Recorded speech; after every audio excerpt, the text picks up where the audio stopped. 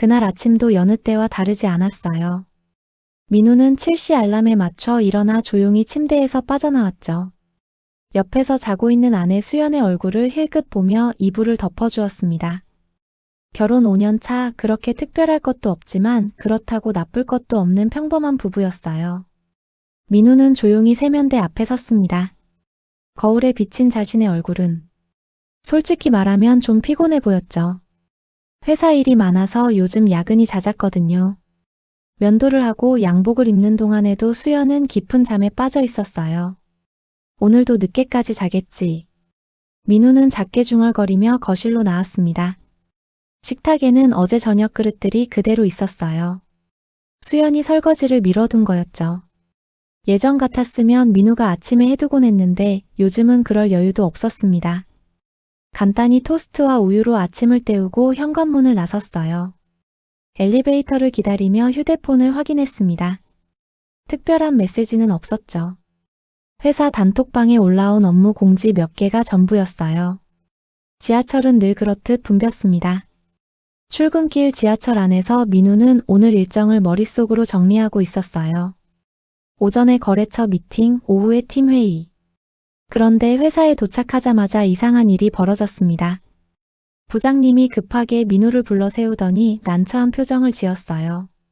민우 씨, 미안한데 오늘 거래처 미팅이 갑자기 취소됐어. 상대편 담당자가 급한 일이 생겼다는데. 민우는 고개를 끄덕였죠.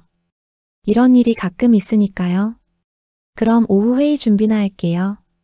그런데 부장님이 다시 말을 이었습니다. 회의도 내일로 미뤄졌어. 사장님이 오늘 지방 출장 가시는 바람에. 민우 씨, 오늘은 그냥 재택근무 처리하고 집에서 쉬는 게 어때? 어차피 급한 업무도 없고. 민우는 잠시 망설였어요.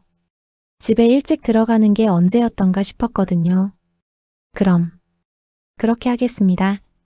이렇게 해서 민우는 출근한 지 1시간도 안 돼서 다시 집으로 향하게 되었습니다. 오전 10시, 아직 해가 중천에 떠 있는 시간이었죠. 지하철을 타고 돌아오는 동안 민우는 생각했어요. 집에 가서 밀린 드라마나 봐야겠다. 현관문 앞에 섰을 때 민우는 문득 이상한 느낌을 받았어요. 안에서 소리가 들렸거든요. TV 소리 같기도 하고. 아니, 뭔가 달랐습니다. 사람 목소리 같았어요. 수연이 누군가와 통화하는 걸까? 민우는 조용히 비밀번호를 눌렀습니다. 삐삐삐 문이 열리는 소리와 함께 현관으로 들어섰죠. 그리고 거실로 이어지는 복도를 걷는 순간 민우의 발걸음이 멈춰 섰습니다.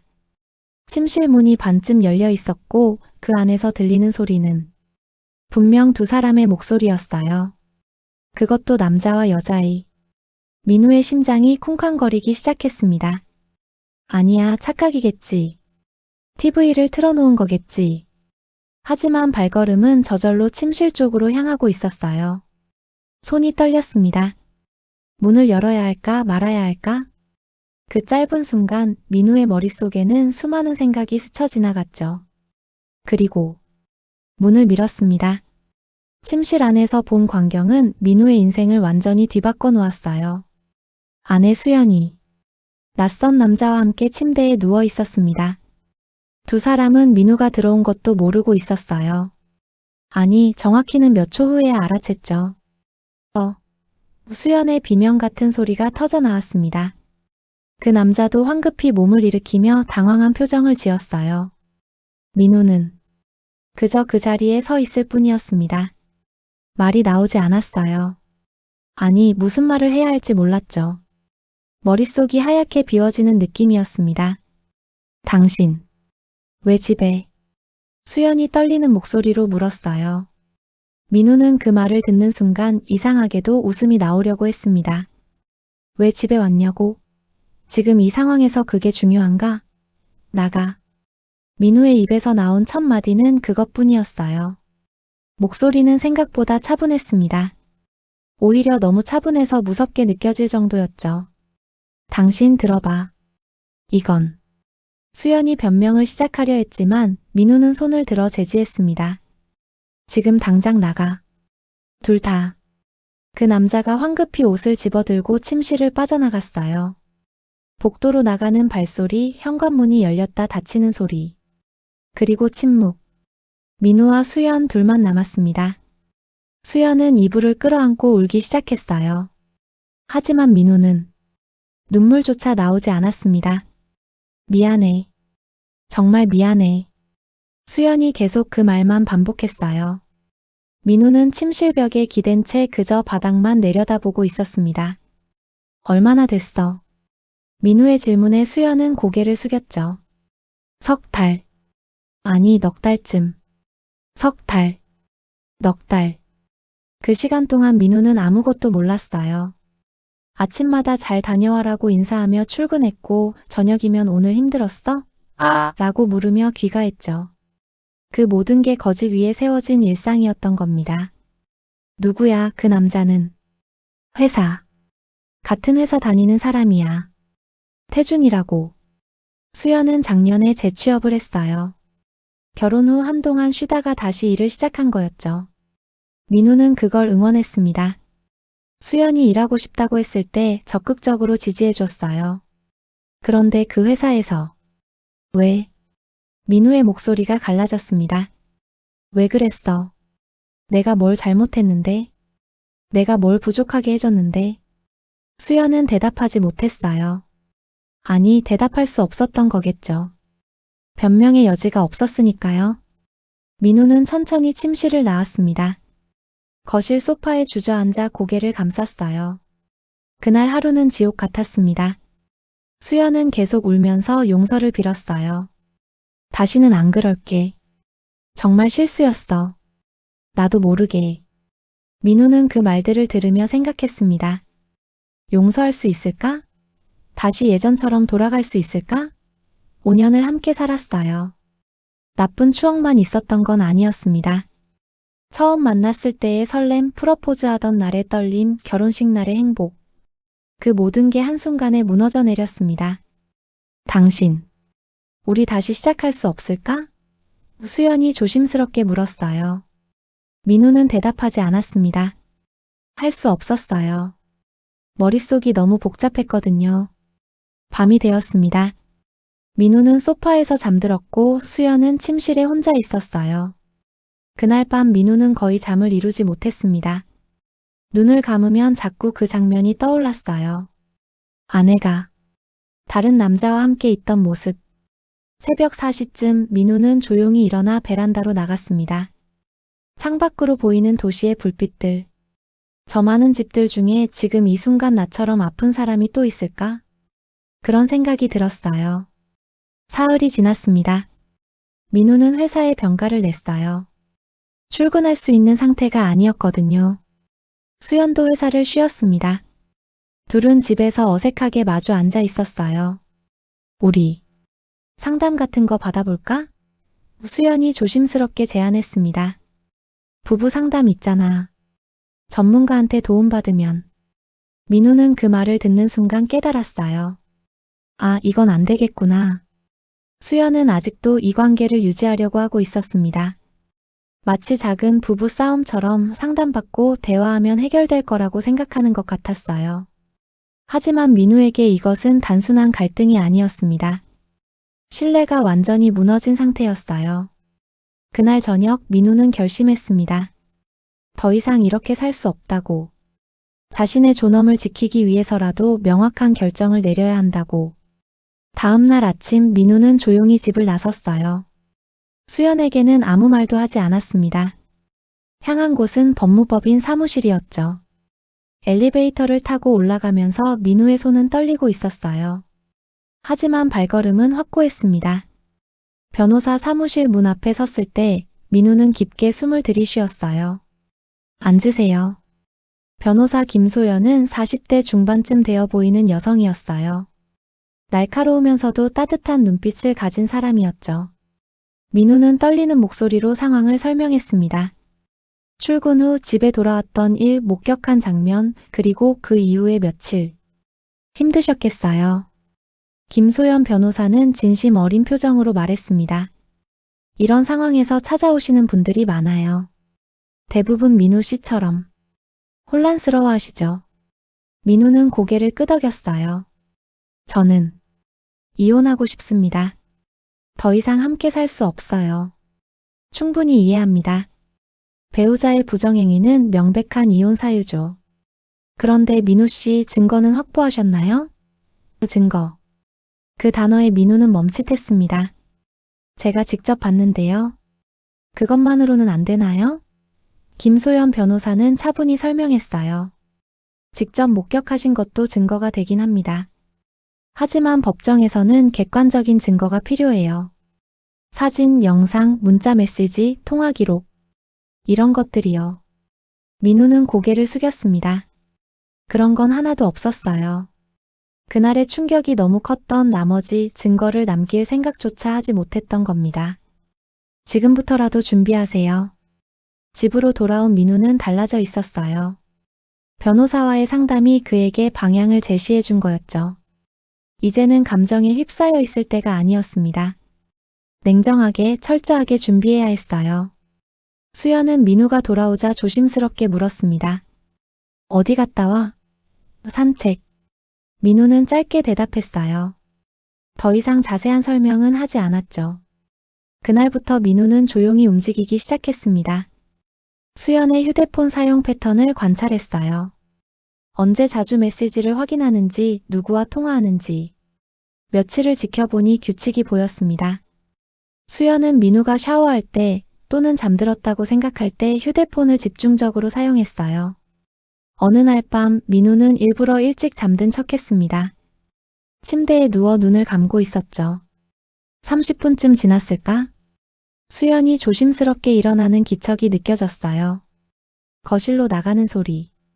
민우는 조용히 눈을 떴습니다. 침실 문 틈으로 거실에 불빛이 새어 들어왔어요.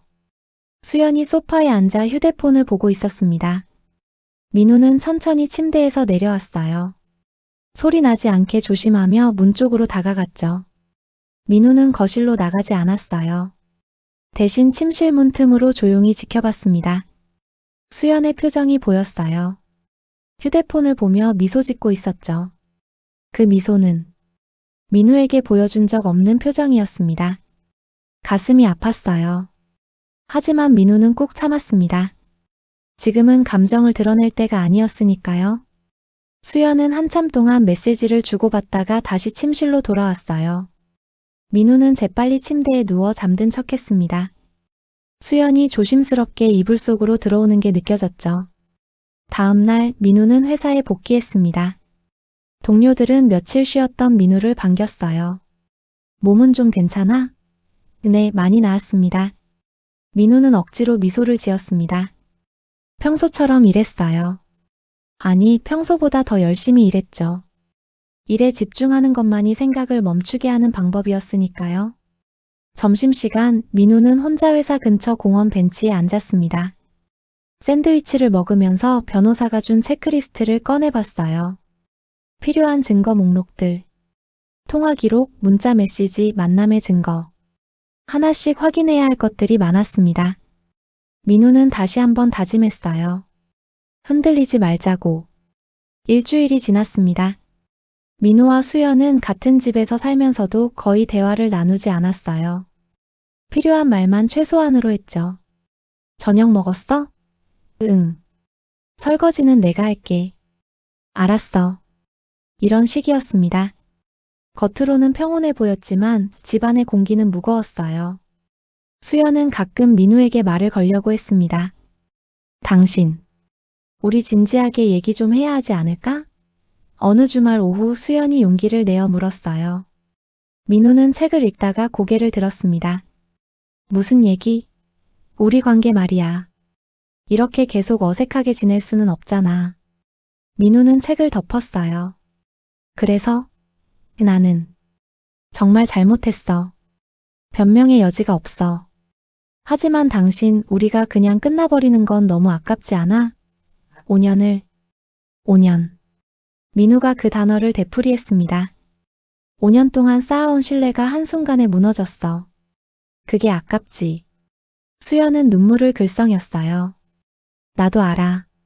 하지만 사람은 실수할 수 있잖아. 한 번의 실수로. 한 번? 민우의 목소리가 차가워졌습니다. 석 달, 넉 달을 한 번이라고 하는 거야? 며칠 후 민우는 우연을 가장해 수연의 회사 근처를 지나갔어요. 퇴근 시간 즈음이었습니다. 멀리서 회사 건물을 지켜보고 있었죠. 사람들이 하나둘 나오기 시작했어요. 그리고 수연이 보였습니다. 혼자가 아니었어요. 옆에 남자가 있었죠. 바로 그날 침실에서 봤던 그 남자였습니다. 태준. 둘은 나란히 걸으며 대화를 나누고 있었어요. 민우는 멀찍이 떨어져 따라갔습니다. 심장이 두근거렸죠. 그들은 회사에서 조금 떨어진 카페로 들어갔어요. 민우는 카페 밖에서 한참을 망설이다가 결국 들어가지 않기로 했습니다. 대신 근처 벤치에 앉아 기다렸어요.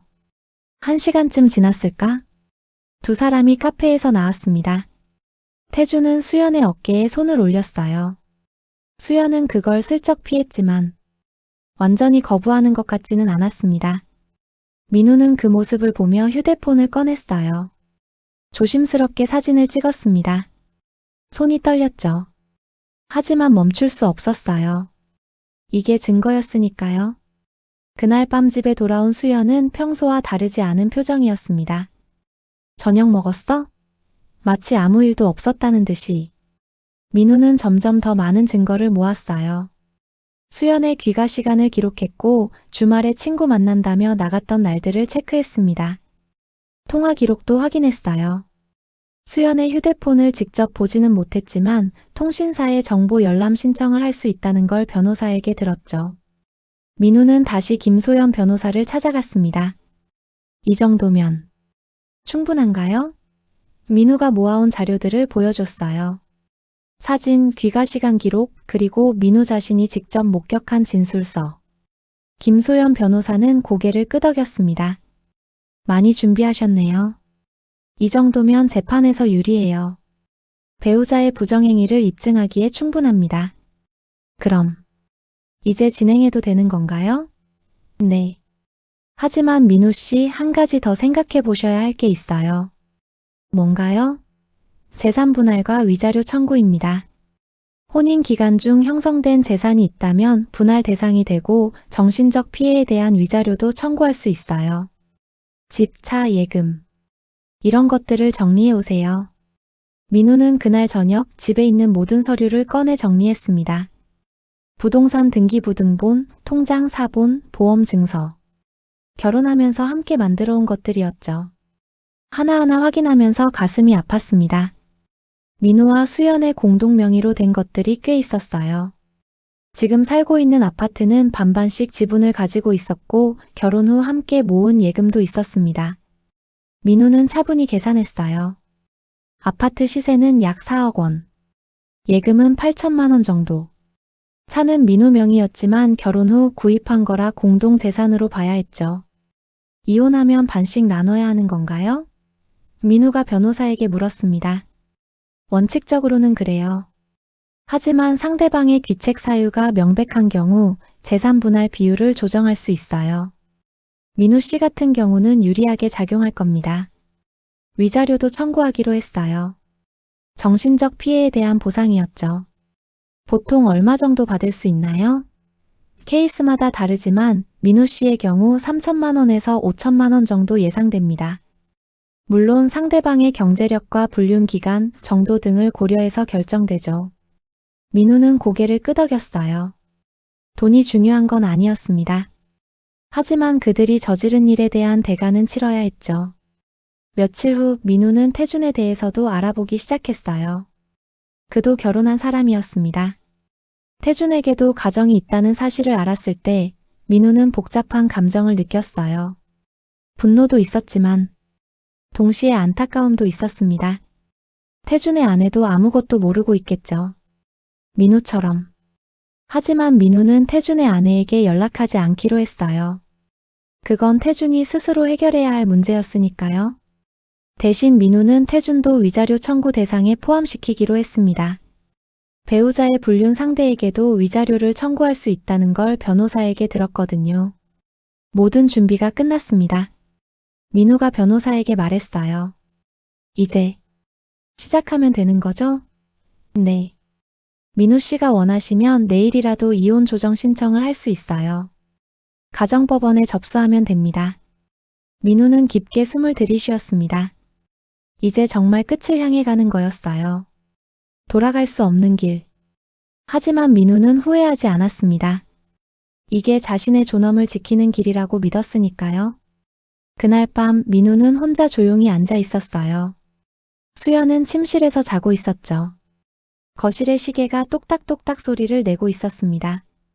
민우는 휴대폰을 꺼내 마지막으로 변호사에게 메시지를 보냈어요. 내일 신청하겠습니다. 다음 날 저녁 민우는 수연에게 서류를 건넸습니다. 이게 뭐야? 수연이 물었어요. 서류를 펼쳐보던 수연의 얼굴이 굳어졌습니다. 이혼 조정 신청서. 당신. 이게 무슨. 보면 알잖아. 우리 이혼해. 민우의 목소리는 담담했어요. 오히려 너무 담담해서 더 무서웠죠. 당신 진심이야? 정말 이혼하려고? 수연의 목소리가 떨렸습니다. 농담처럼 보여. 민우는 차분히 대답했어요. 난 진지해. 더 이상 같이 살 수 없어. 하지만 우리 다시 시작할 수 있잖아. 내가 잘못했어. 정말 다시는 안 그럴게. 수연이 매달리듯 말했습니다. 민우는 고개를 저었어요. 수연아, 신뢰는 한번 깨지면 회복할 수 없어. 넌 나를 배신했어. 석 달 동안, 넉 달 동안. 매일 거짓말하면서. 나도 힘들었어. 당신은 몰라. 우리 결혼 생활이 얼마나 무료했는지. 수연이 갑자기 목소리를 높였어요. 그 순간 민우는 깨달았습니다. 수연은 아직도 자신의 잘못을 온전히 이해하지 못하고 있었어요. 오히려 변명하려 하고 있었죠. 그렇게 무료했으면 먼저 말했어야지. 이혼하자고 먼저 꺼냈어야지. 다른 남자를 만날 게 아니라. 그리고 한 가지 더. 민우가 또 다른 서류를 꺼냈습니다. 위자료 청구서야. 너한테 3천만 원, 태준한테 3천만 원. 총 6천만 원. 수연의 얼굴이 하얗게 질렸어요. 위자료? 그렇게까지 할 거야? 당연하지. 너희가 한 일에 대한 대가야. 태준한테까지? 그럼 태준이 아내한테 들키잖아. 수연이 다급하게 말했습니다. 민우는 씁쓸하게 웃었어요. 그게 지금 네가 걱정할 일이야? 태준의 아내. 너는 내 남편을 배신하면서 그 생각은 안 했나 보네. 수연은 아무 말도 하지 못했습니다. 며칠 후 태준에게도 위자료 청구서가 날아갔어요. 변호사를 통해 정식으로 발송된 내용 증명이었죠. 태준은 당황했습니다. 급하게 민우에게 연락을 시도했어요. 하지만 민우는 전화를 받지 않았습니다. 대신 태준에게 문자 한 통을 보냈죠. 변호사를 통해서만 연락하세요. 개인적인 접촉은 거부합니다. 태준은 수연에게 전화를 걸었어요. 이거 어떡하냐고. 내 아내한테 들키면 나 진짜 끝장이야. 수연도 패닉 상태였습니다. 나도 어쩔 수 없어. 민우가 이렇게까지 할 줄 몰랐어. 가정법원에서 첫 조정 기일이 잡혔어요. 민우와 수연은 법원에서 만나게 되었습니다. 조정실은 생각보다 작았어요. 테이블을 사이에 두고 마주 앉게 되어 있었죠. 조정위원이 들어왔습니다. 중년의 남자 변호사였어요. 두 분 편하게 앉으세요. 오늘은 이혼 의사를 확인하고 합의 가능성을 타진해보는 자리입니다. 조정위원이 차분히 설명했어요. 민우는 자신의 입장을 명확히 했습니다. 저는 이혼을 원합니다. 배우자의 부정행위가 명백하고 더 이상 혼인 관계를 유지할 수 없습니다. 부인 측 의견은 어떠신가요? 조정위원이 수연을 바라봤어요. 수연은 고개를 숙인 채 작은 목소리로 말했습니다. 저는 잘못했습니다. 하지만 이혼까지는 너무 가혹한 것 같아요. 부인이 잘못을 인정하시는군요. 하지만 남편 측에서는 이미 신뢰가 무너졌다고 판단하시는 거죠? 네. 민우가 단호하게 대답했어요. 조정위원은 한참 두 사람을 번갈아 보더니 말했습니다. 재산 분할과 위자료 문제도 협의가 필요합니다. 양측 변호사님들 의견 제시해 주세요. 민우 측 변호사가 준비한 자료를 제출했어요. 조정 과정에서 수연의 변호사는 위자료 금액이 과하다고 주장했어요. 3천만 원은 너무 높습니다. 경제적 능력을 고려하면. 하지만 민우 측 변호사가 준비한 증거들이 쏟아져 나왔습니다. 수연과 태준이 함께 찍은 사진들, 카페에서 나오는 모습, 회사 근처에서 나란히 걷는 모습, 민우가 직접 목격한 진술서도 있었어요. 부정행위가 석 달 이상 지속되었고 이는 일시적 실수가 아닌 지속적 관계로 볼 수 있습니다. 김소연 변호사가 조목조목 지적했어요. 수연의 얼굴은 점점 창백해졌습니다. 자신이 얼마나 철저하게 감시당했는지, 모든 게 기록되었는지 그제야 깨달은 거였죠. 조정위원이 물었어요. 부인, 이 증거들에 대해 반박하실 게 있으신가요? 수연은 고개를 저었습니다. 할 말이 없었어요. 그럼 위자료 금액에 대해 다시 협의해야겠습니다.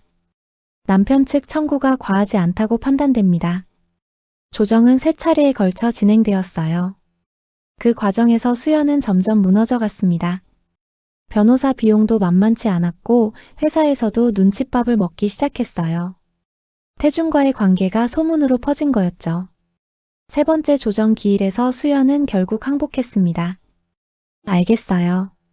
민우 씨 요구대로 하겠습니다. 목소리에 힘이 없었어요. 지친 모습이었죠. 재산 분할은 6대4로 합의되었습니다. 민우가 60%, 수연이 40%. 부정행위를 저지른 쪽이 불리하게 작용한 거였어요. 위자료는 민우에게 3천만 원, 그리고 태준에게 별도로 3천만 원을 청구하는 것으로 정리되었습니다. 재산 분할하고 나면 나는 얼마나 받는 거예요? 수연이 떨리는 목소리로 물었어요. 변호사가 계산기를 두드렸습니다. 아파트 지분 40%면 약 1억 6천. 예금 40%면 3,200. 합쳐서 약 1억 9천 정도입니다. 여기서 위자료 3천을 빼면 1억 6천. 수연의 얼굴이 어두워졌어요. 한편 태준도 심각한 상황에 처했습니다. 민우가 청구한 위자료 3천만 원. 태준의 아내도 결국 이 사실을 알게 되었고 태준에게 이혼을 요구했어요. 태준은 회사에서도 입지가 좁아졌습니다.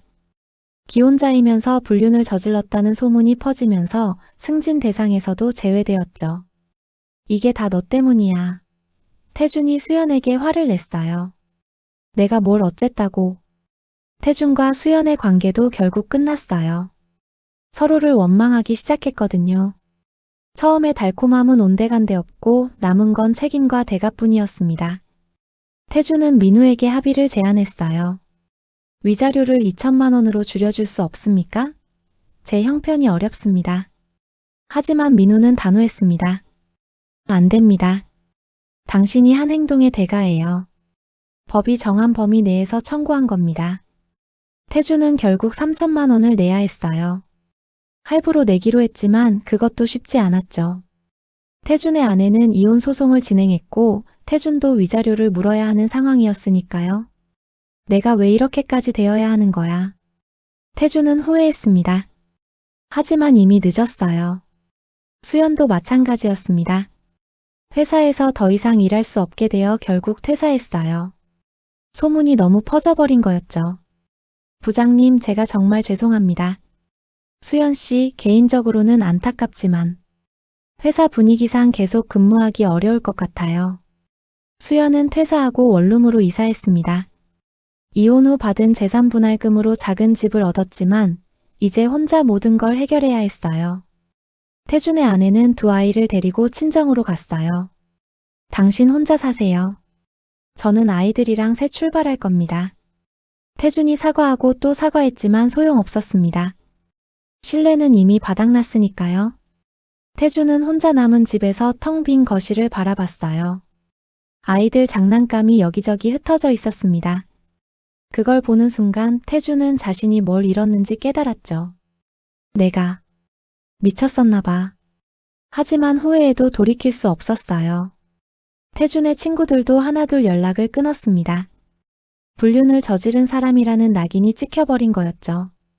회사에서도 한직으로 밀려났어요.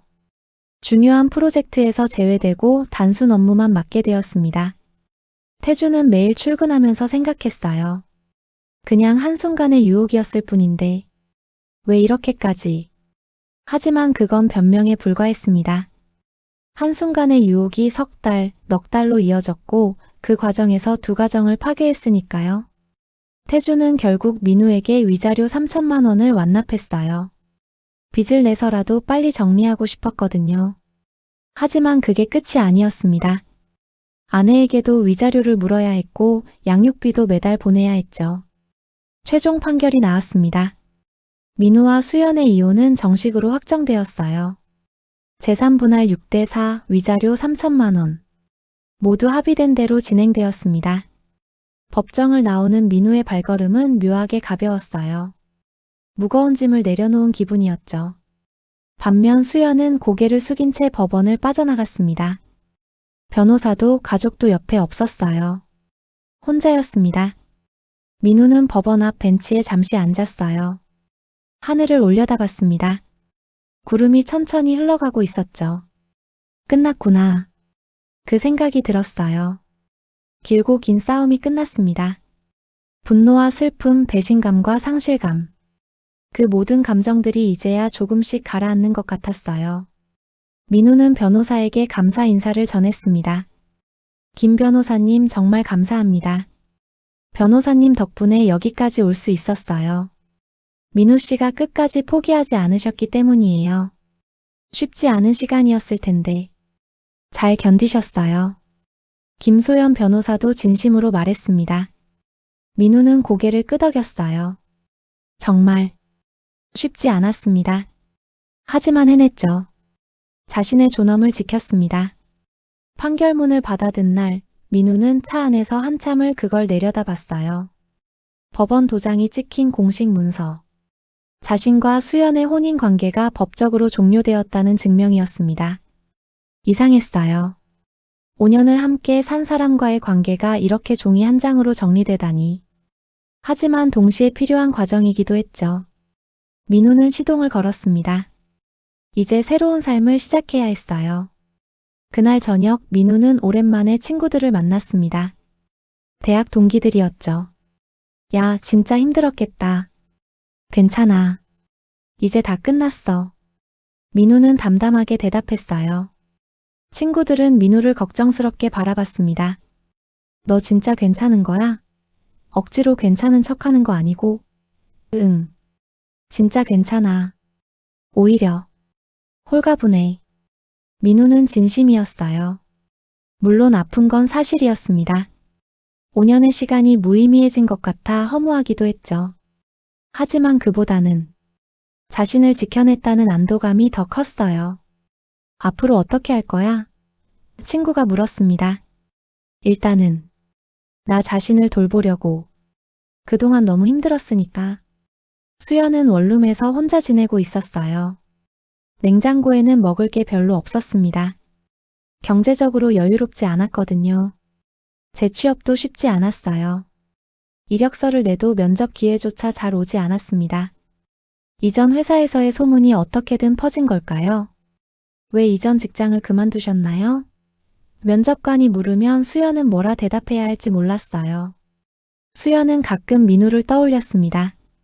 함께 살던 아파트, 주말마다 같이 보던 영화, 소소한 일상들. 그게 얼마나 소중한 건지 잃고 나서야 깨달았어요. 하지만 후회해도 돌이킬 수 없었습니다. 태주는 더 비참한 상황이었어요. 아내와 이혼했고 아이들은 일주일에 한 번만 만날 수 있었습니다. 그나마도 아이들이 태준을 보는 눈빛이 예전 같지 않았어요. 아빠는 왜 엄마랑 안 살아? 어린 딸이 물었을 때 태준은 대답할 수 없었습니다.